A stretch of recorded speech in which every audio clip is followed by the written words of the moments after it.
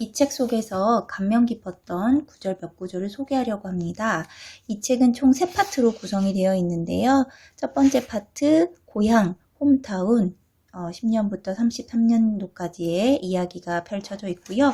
두 번째 파트는 머더랜드, 고향이죠. 모국, 1939년부터 1962년까지의 이야기가 있고, 마지막 파트는 파친코, 1962년부터 1989년까지의 이야기가 있습니다.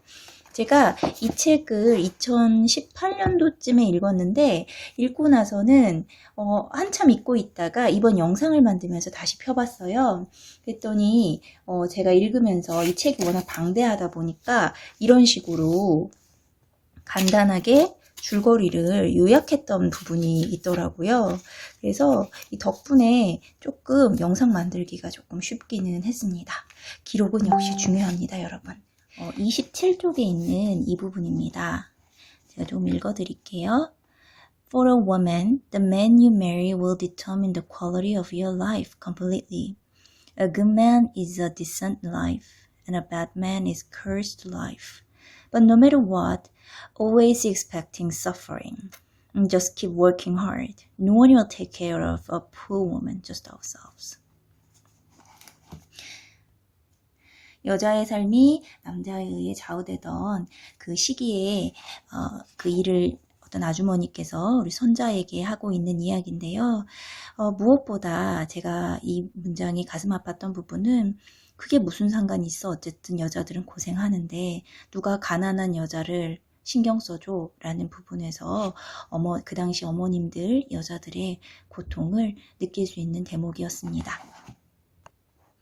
이번에는 193쪽에 있는 파트 2에 있는 부분인데요. 결국 손자가 이삭과 함께 일본으로 건너가서 살기 시작하는데 노아와 모자수를 낳아요. 모자수를 낳는데 노아가 이제 초등학교를 갔는데 여러분 예상하시다시피 어려운 일을 당하고 옵니다. 그러니까 이삭이 노아의 손을 잡고 이렇게 이야기합니다. You are very brave, Noah. Much, much braver than me. Living every day in the presence of those who refuse to acknowledge your humanity takes great courage. 무척 용기 있구나, 아이야, 이러면서 너의 인간성을 전혀 인정하려지 않는 사람들 틈에서 산다는 게 얼마나 용기 있는 일이니? 라며 아이를 다독이고 용기를 주고 있습니다. 학창시절 시작하는 시점부터 아이가 어떤 대우를 받았는지 제1교포로서 초등학교에 처음 간 아이가 느꼈을 그 참담한 심정이 느껴지는 부분이었습니다. 다음 부분 역시 파트 2에 있는 부분인데요. 여기 308쪽을 보면 노아가 여자친구와 헤어지는 부분이 있습니다. 왜 헤어지는지 일본인 여자친구는 전혀 이해를 하지를 못하는데요. 노아의 마음 읽어보겠습니다. She could not see his humanity, and Noah realized that this was what he wanted most of all, to be seen as human. 이 책 읽다 보면은 humanity and human 이라는 표현이 굉장히 많이 나와요. 일본인들이 한국인을 인간으로 보지 않는 것, 심지어 사랑하는 여자친구조차도 알게 모르게 자신을 그런 식으로 바라보고 은연중에 드러낸 부분에 상처를 받고 이런 부분이 노아의 이야기에서 잘 녹아납니다. 다음에 읽어드릴 부분은 파트 3의 377쪽에 있는 부분인데요. 이 부분이 하루키라고 모자수하고 친구입니다. 둘 다 같은 처지에다 보니까 모자수가 하루키를 많이 챙겨주고 했던 친구거든요. 이 친구가 일본 경찰이 됩니다. 그러면서 한 한인 학생의 자살 사건을 다루면서 그 부분을 모자수하고 이야기하는 부분입니다. Listen, man, there is nothing you can do. This country isn't going to change. Koreans like me can't leave. Where are you gonna go? But the Koreans back home aren't changing either. In Seoul, people like me get called Japanese bastards. And in Japan, I'm just another dirty Korean no matter how much money I make or how nice I am. 이 부분 굉장히 자조적이죠. 한국으로 가도 일본에서 온 사람이라고 차별받고, 일본에서는 내가 아무리 잘나고 아무리 공부를 많이 했고 해도 한국인이라는 것 때문에 기본적으로 무시와 차별이 깔려 있다 보니까 그런 생활을 몇 년 동안, 몇십 년 동안 평생 느끼면서 살았던 분들의 심정이 어떻겠어요. 그런 자조적인 비탄이 잘 드러난 문장 같습니다.